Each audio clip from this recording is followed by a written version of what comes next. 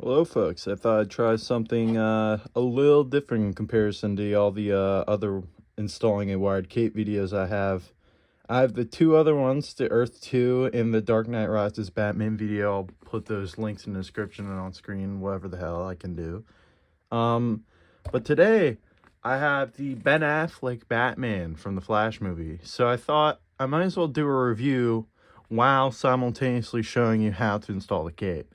So I have it here, and I'm gonna open it up real quick.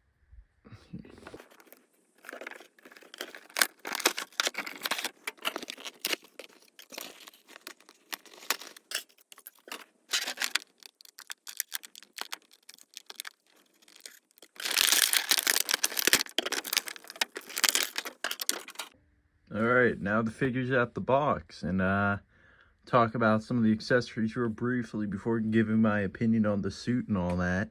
Because one of the normal accessories they get is the stand, which by this rate, you don't need to see it. It has the DC logo on it. It's a stand.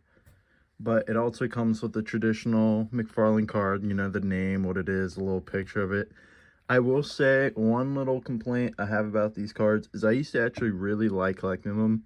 I remember when McFarlane put a whole lot of effort into these cards, where in like the initial 2-packs, like the Nightwing and Red Hood 2-pack, I remember they had like silver foil ended cards and all that, and they were holographic. They looked cool, but then I've just noticed over the years they've slowly dropped off in care, and it kind of hits to the point where I'm like, do I even really need this anymore? And I've just kind of thrown out most of the cards now, which is kind of a shame because I think this is such a cool idea, but they just dropped the ball. Maybe people don't care as much as I did. Maybe I think it's a lot cooler than what the average person would think, but hey, whatever. So I guess we can read the little thing on the back, and it says real name Bruce Wayne. And under the guise of masked vigilante Batman, billionaire Bruce Wayne has not only stopped out of shadows to become the reluctant leader of the Justice League, but is also, no comma, but is also a friend and mentor to teammate Barry Allen. Having experienced loss on personal, comma, no comma, local and global fronts. Yeah, that's pretty sure that does. Yeah, you need another comment. God, this fucking vocabulary. I'm not typically one for vocabulary, but I've just looked at it. I'm like, damn, or not vocabulary. Sentence structure, I guess would be the term here. Bruce is a source of unparalleled knowledge and understanding to the Flash in his superhero journey. So that's it for this card. It's a McFarlane card. Boop. And then it comes to the final accessories that come with it. The two fists, which are most definitely the things I'm going to display it with. And I'm going to put them on right now. I just had to adjust the light scheme a little bit just so more light can come in and show the front. But yeah, let's see how hard it takes to pull off these hands. Not too bad. Not too bad at all. Doesn't take very much effort. Because that's always a concern with me in interchangeable hands. Like, companies that do it right there are like Mattel, where it's just super easy to slide in and out, but not too easy. But sometimes these hands be popping off and breaking. Like, I remember I have a Mezco Harley Quinn, and I just bought it, and the first time I had it, just cracked the entire ball light peg. And I was like, God damn it. Alright. Yeah, definitely like how this looks. Especially with the fists. I like the intimidation factor of it. Move it back a little bit. Alright, well, I guess I'll get into articulation, and then we'll talk about the suit. So, it comes with, most likely, the basic McFarlane articulation. I haven't really put too much look into it so far, because it goes up. Pretty nice amount, actually. Goes left, right, down. Pretty good head motion here. I mean, I'm grading this on like on a pivot because most heads are terrible in this regard, but this is nice. Has the arm joints that go up. You can go twist around. It has these slight kind of faux ball joints. It has this. It twists. It has upper arm swivel, double jointed arms. It is on a, I'm pretty sure it's called a, like a double peg ball joint or something like that. I'm pretty sure this is what these kind of systems are. It's also on the ankles, which I will show in a second. It has ab swivel. I'm pretty sure this is what it's called. Oh, this is stiff as a damn brick.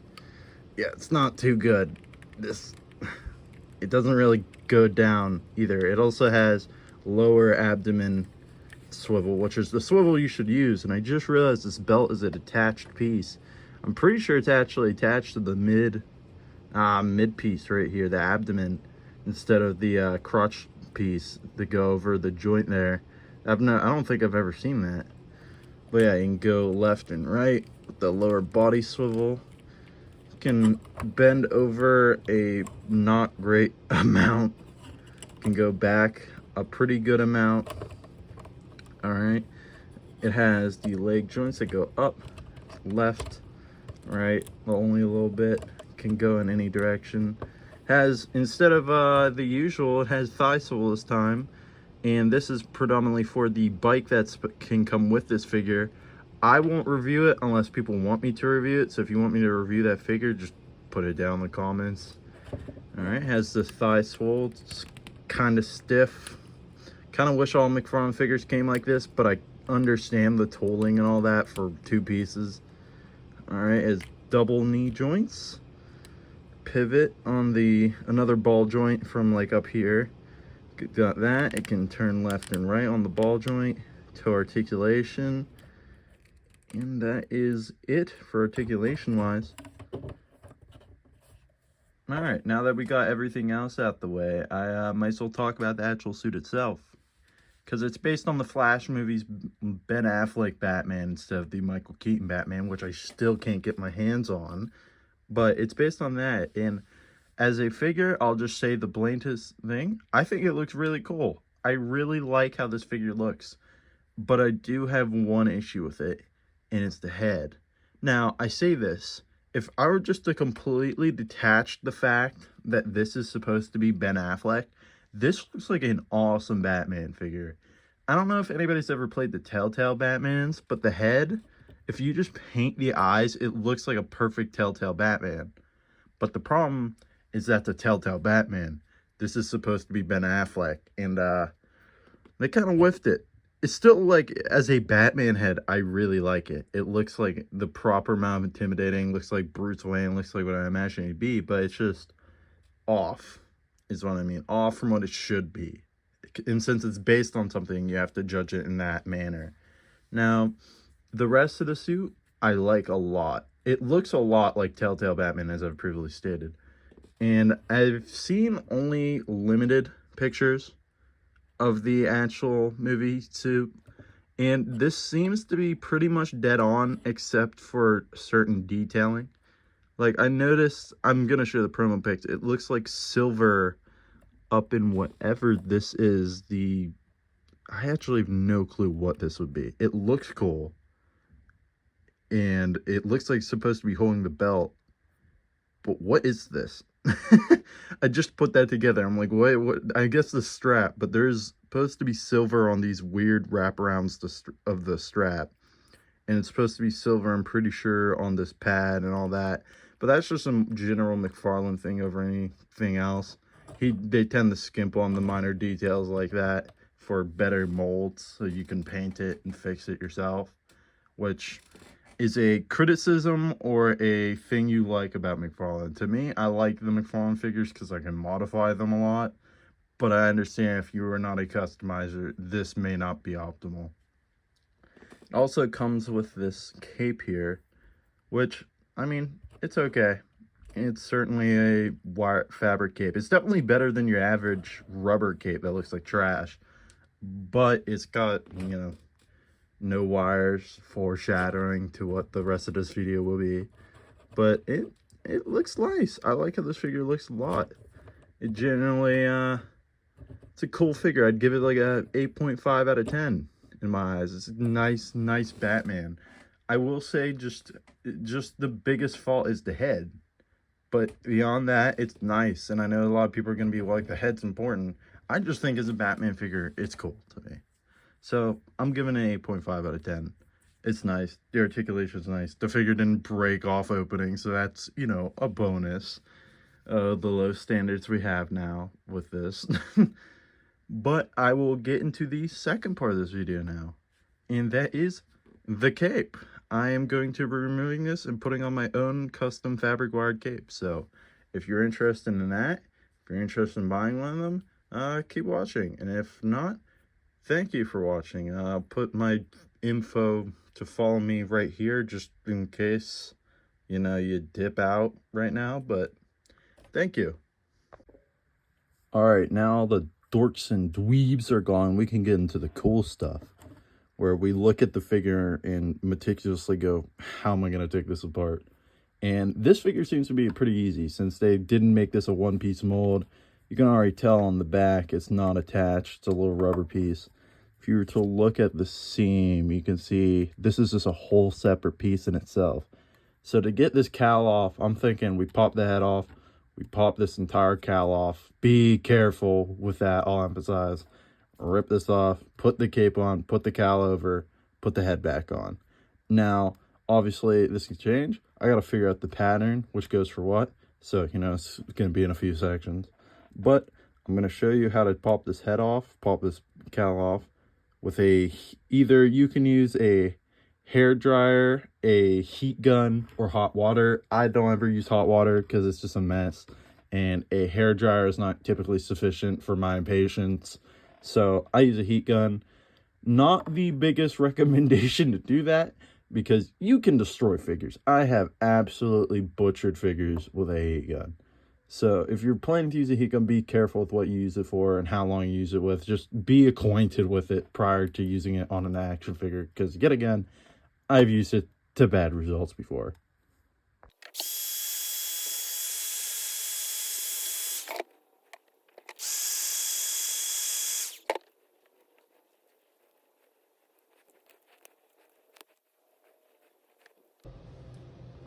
I thought before I'd say anything, I'd also put the fact that this heat gun is a Warrior heat gun. I think I got Crater Freight. I'm pretty sure that's the place it's called.